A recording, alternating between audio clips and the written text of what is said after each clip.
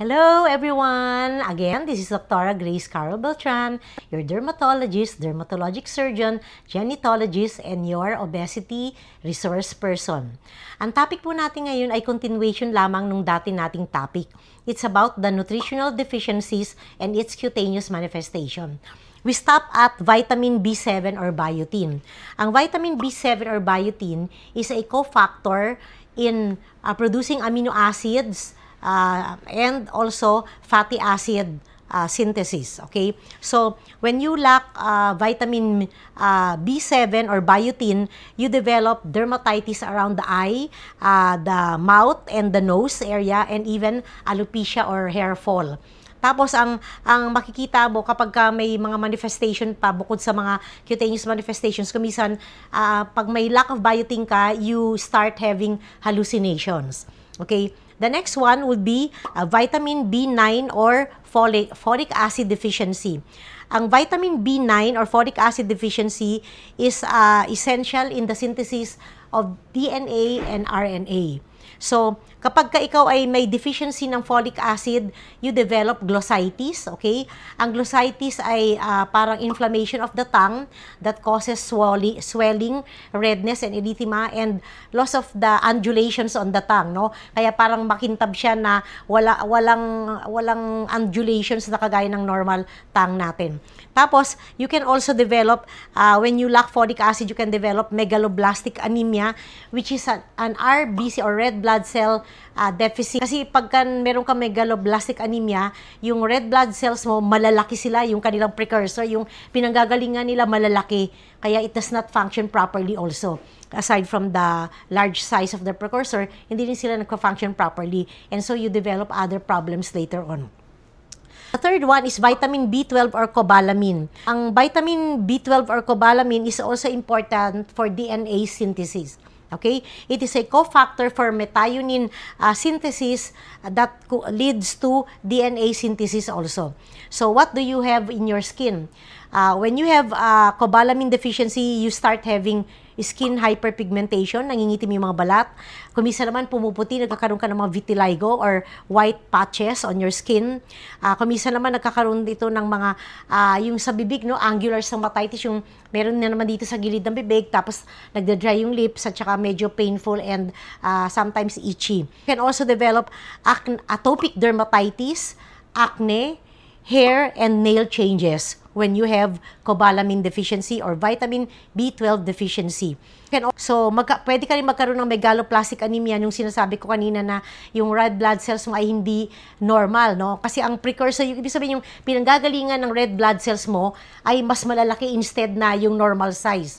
Kaya they will not develop into a normal RBC and will not also have a function of a normal red blood cell.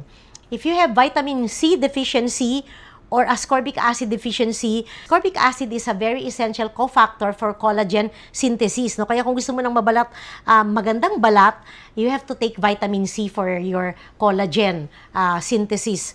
And then it also helps in the synthesis of the dopamine beta hydroxylase, which is important for the synthesis of norepinephrine. Ang norepinephrine ay hormone ito that is important in our mood, in our sexual arousal, attention, and stress response. So, kung wala kang norepinephrine, you cannot function properly when you are under stress.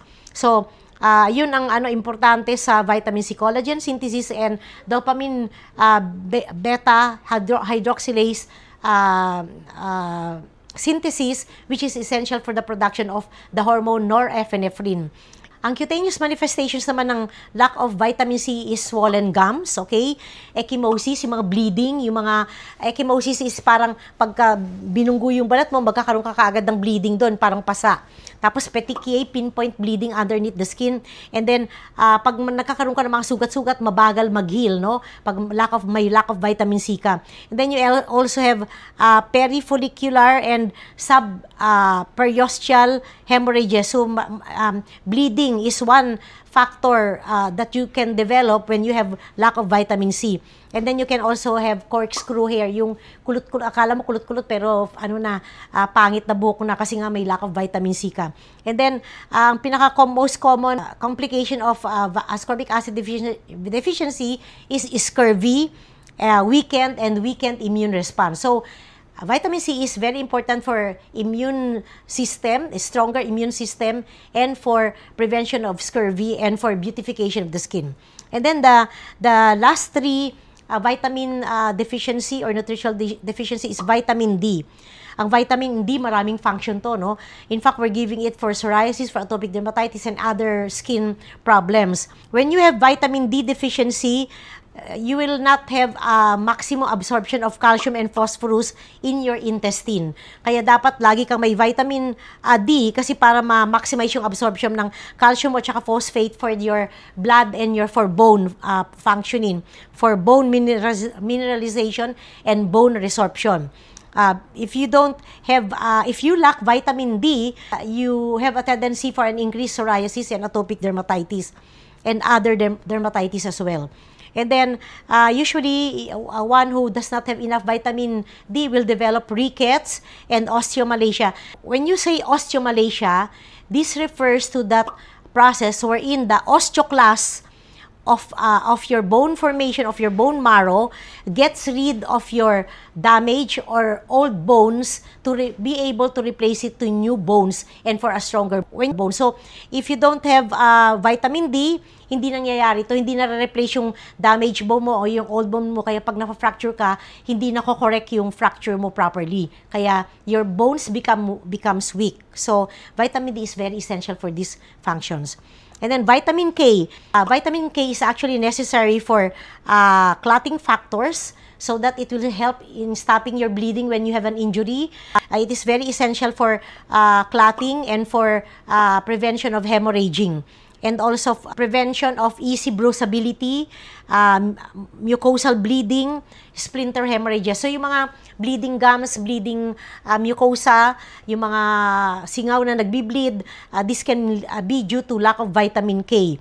So, in order to prevent easy bruisability, mucosal bleeding, and splinter hemorrhages, yung mga blood underneath the nail na nakikita lang sa connective tissue disease, you have to correct also your vitamin K needs, no, para ma-prevent po to. Kaya para hindi ka maghinala na baka connective tissue pa, na pala lang pala vitamin K deficiency lang pala. And what do you have if you have vitamin K deficiency? You can start having hemorrhaging, yung bleeding, no, excessive bleeding na hindi nako-control. And then the last will be the last nutritional deficiency is the lack of zinc. Okay, zinc is very essential in our immune system. Zinc is an essential trace element, no, that is required for formation of metalloproteinases and transcription factors, which is also essential for wound healing, for immune responses, for a stronger immune response and production. And also it has an antioxidant properties which is needed when when our skin is damaged due to chronic UV exposure. If you lack zinc, you develop periorificial, acral, and then anogenital, yung paligid ng puwet na mga eczema. Yung nakikita sa mga acrodermatitis enteropathica in children, no? Yun yung nakikita natin, yung nag-eczema sa around the mouth, on the hands and feet, and also dun sa paligid ng puwet. And it can also cause alopecia, nail dystrophy, stomatitis, yung singaw, at saka angular cheilitis. So, yun. Kaya dapat po talaga meron po tayong proper nutrition. Eat plenty of fruits and vegetables. And also, of course, meat also. For any more questions, just get in touch through my numbers. And please like and share my account. Thank you. Bye-bye.